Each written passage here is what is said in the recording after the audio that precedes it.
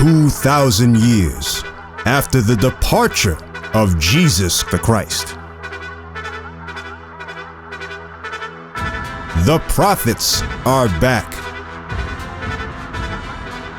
to teach the real Jews, the 12 tribes of Israel, their true nationality.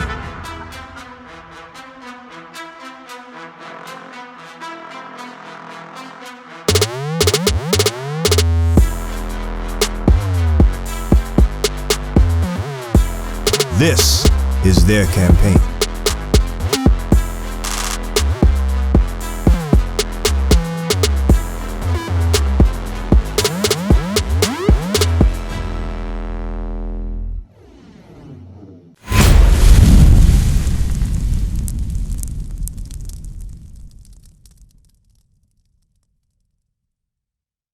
I see you've been listening for a while. What's your name, brother? Thomas. Thomas. My name is Gabriel. How you doing, Thomas? All right. I see you listening for a while. I praise you like to listen. That's a beautiful thing, right? The South Bronx is very busy. What made you want to stop and listen to what I have to say? Say, well, Thomas, why you keep backing up? To listen, okay. So now I said a lot of things so far. What kind of caught your attention? I'm curious. The slavery. Okay. So Thomas, where do you see yourself in that sign? Where do you see yourself? Where's your father? Where do you come from? What's your nationality? Puerto Rican. Right. So now I always ask you good officer. I always ask Puerto Ricans this. The two words, Puerto and Rico. They're both Spanish words, right? What does Puerto Rico mean? Puerto Rico. Rich port. So now, why was the land of Puerto Rico called the rich port? Why? The gold, right? They had a lot of gold, a lot of jewels, a lot of diamonds, right? When Christopher Columbus landed, he said the children played with diamonds as if they were sand. That's how filled the shores of Puerto Rico were at one point with jewels, right? So now, it was called Puerto Rico a rich port. Is it a rich port today, Thomas? No. Why? What happened? The Spanish, right? Let me spit some facts for you. Do you know that when the conquistadors came, there were over 6 million Taínos on the 6 million Taínos on the land of Puerto Rico, right? And then within 40 years, that 6 million went down to what? A couple 100,000. And then within another few decades, there was only a few thousand Taínos left, almost decimated. Within less than 100 years, they were almost decimated. That is why, right? The slave trade went from mostly the Taínos to what? So-called blacks from the west coast of Africa. Because they killed you all so quickly, they had to get more people to replenish the slave trade. That is why they turned to the west coast of Africa and went and shipped slaves to Haiti, shipped slaves to Jamaica. You understand what I'm saying? And they took everything. You understand what I'm saying? Thomas, my brother, what's your name? Cecil? Nice to meet you, Cecil. My name is Gabriel. You have any questions today, my brother? You came, you stopped by. He's listening. All right, Thomas, somebody has to have a question. Something on your mind concerning the Bible you've always wanted to know? Nothing. Not right now. Thomas, any questions? Anything on your mind? Okay, I'll praise it. 2 Ezra 13. Let's get that again. So now, Thomas, how did the so-called Puerto Ricans, Dominicans, Cubans, how did they get to this side of the world? Because history never talks about that. Your history starts with what? 1492, Christopher Columbus sailed the ocean blue and Nina, the Pinta, the Santa Maria, right? He came and discovered this land. When the Taínos, your ancestors were here already. Right. You say invaded, but society says discovered. I was taught in school that he discovered this land. And I always had questions. How can you discover something when somebody was there already? For example, do you have a house or an apartment? So let's say, that'd be like me walking up to your apartment and saying, oh yeah, I go to your landlord, oh yeah, I discovered that apartment on the 10th floor. He's gonna look at me like I'm crazy. Look, I have Thomas is renting it. What do you mean you discovered it? He's there already. That's what Christopher Columbus and the conquistadors, the conquerors did. They came over to this side of the world and said, we discovered it. But the Taínos were already here. You understand that? How did they get here now? That's the question. Because now they say the Bering Strait. Have you ever heard of that theory? That they walk over an ice bridge right over to the side of the world? That's a theory that some scientists have. Right? But is it supported by the Bible? Absolutely not. The Bible talks about how the so-called Puerto Ricans, Dominicans, Cubans got over to the side of the world. All right, read. The book of 2nd Esdras, chapter 13 and verse 40. Those are the 10 tribes which were carried away prisoners. Those are the 10 tribes, right? So Thomas, when you look at this sign, right? The 10 tribes are what? Ephraim, Manasseh, Simeon, Zebulun, Gad, Reuben, Asher, Issachar, Naphtali. Those are the 10 tribes, right, that came over to this side of the world. Read. Out of their own land in the time of Osea, the king. Out of their own land, right, which is what? Jerusalem, in the time of Osea, the king. What captivity was that? That was the Assyrian captivity, right? Read. Whom Salmanassar, the king of Assyria, led away captive, and he carried them over the waters. And so came they into another land. This is history. This is back thousands of years ago, right around, what was that, 600 BC? When the Assyrian captivity, when the so-called black Hispanics, those 10 tribes, were carried from their own land into another land by the Assyrian king Salmanassar, right? Read. But they took this counsel among themselves. Now, between the verse I just read and this verse, a passage of time was taken. A lot of time was taken between when they were taken captivity by the Assyrian king up until now when they're taking this counsel among themselves. All right? So there's some history in between that you got to fill the gaps in. You understand? Read. That they would leave the multitude of the heathen. That they would leave the multitude of the heathen, the Assyrians that took them into captivity, and what? And go where? And go forth into a further country where never mankind dwelt. And go into a further country where never mankind dwelt. Anybody have Arsarit? Have him pull it up. All right. You have it? Can you pull it up? Right. Read it. Thomas, listen up.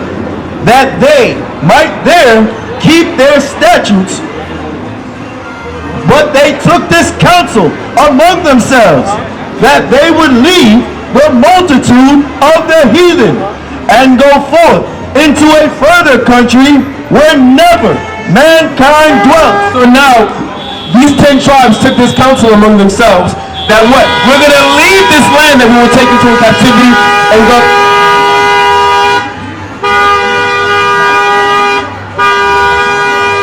Wow. And go into another land, right, where never mankind dwelt. Then we're going to go into the land that was not inhabited, right? We're going to find out what land that was as we keep reading. Read. That they might there keep their statutes, which they never kept in their own land. And they entered into the Euphrates. They entered into the Euphrates. So Officer J, help me hold this up. That's the one I want. Can you turn it around, other one. So now, from the land that they were in, what they entered, hold it up higher. Alright. They entered into what? The Euphrates. The Euphrates River is right here. It's right between, this is where Israel was. Before, right? It's much smaller now, but the land of Israel was it encompassed much more land, right? So now these 10 tribes entered into the Euphrates River, come on, by the narrow passages of the river. For the Most High then showed signs for them, and held still the flood, till they were passed over. For through that country there was a great way to go, namely of a year and a half. So now, Thomas, they entered into the Euphrates, into the Persian Gulf, into the Arabian Sea, right, into the Red Sea. And then when it said through that land was namely what, how long? Of a year and a half. A year and a half. What land is that talking about? The land of Ham, known today as Africa, right? So they went into the Red Sea, right? Into the Indian Ocean, around Africa, right? And then what? That's how they got to around Africa, right? Down Africa, and then what? Into the Atlantic Ocean, where the Caribbean is, right? So that's how they got to this side of the world, right? Read. Now, how do we know that this side of the world is what the Bible is talking about? How do we know that this is talking about the Caribbean, the so-called North America, South America? How do we know that? Read. And the same region is called Arsaret. So this region, Thomas, that they went to, when they went around Africa, this region that they got to, that was not inhabited, right, where no mankind has dwelt, is called Arsaret. Now we're going to look into the Jewish encyclopedia, right? When you look up, you can go to Google, search Arsaret, and go to the Jewish encyclopedia, look that up, and it's going to explain to you what Arsaret is today, what it's known as today, right? Read. Arsaret, according to the Jewish encyclopedia, the name of the land beyond the great river, far away from that great river is what? The Euphrates River that we read about, right? Read. Far away from the habitation of man, in which the 10 tribes of Israel will dwell. So far away from the habitation of man is what? Where never mankind dwelt. Saying the same thing, but using different words. You feel me? Read. Observing the laws of Moses until the time of restoration, according to 2nd Ezra chapter 13. 2nd Ezra chapter 13. Thomas, that's what we're reading right now. The Holy Bible. 2nd Ezra chapter 13, verse 40 through 45. Right? Read.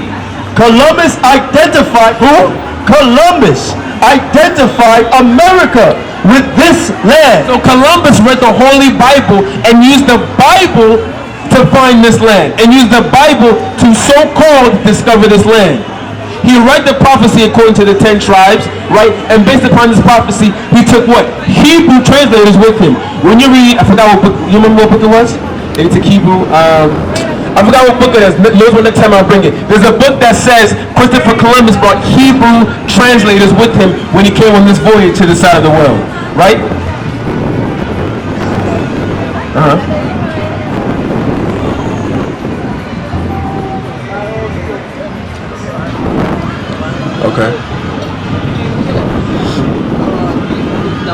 Okay.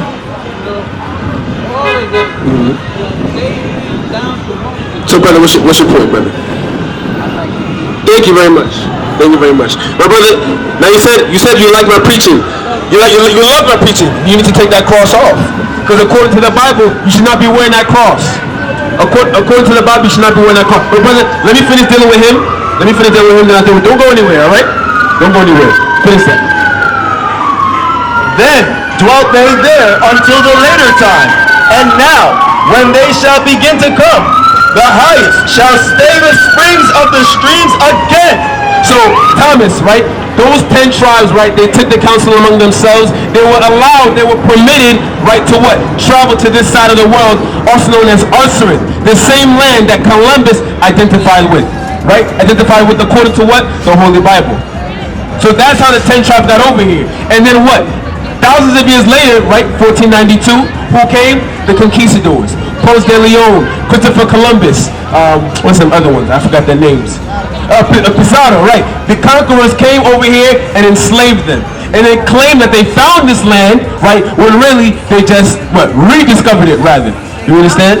They conquered, that's why they're called conquistadors, they conquered it.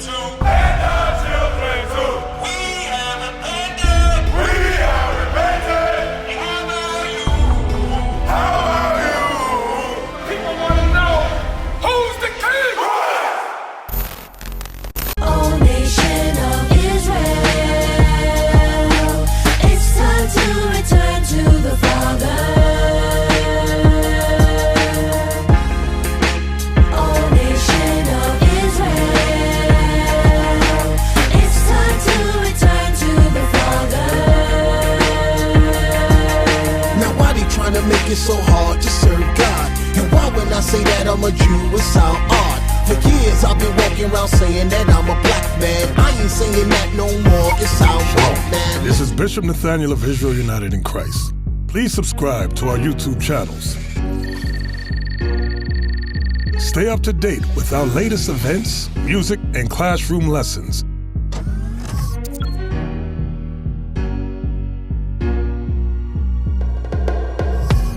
IUIC plans to continue visiting different countries where this gospel has not been preached before. IUIC needs your help in pushing this truth.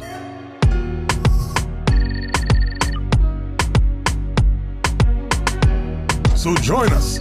Subscribe to our Instagram, Facebook, Twitter, and podcasts, and stay up to date with us.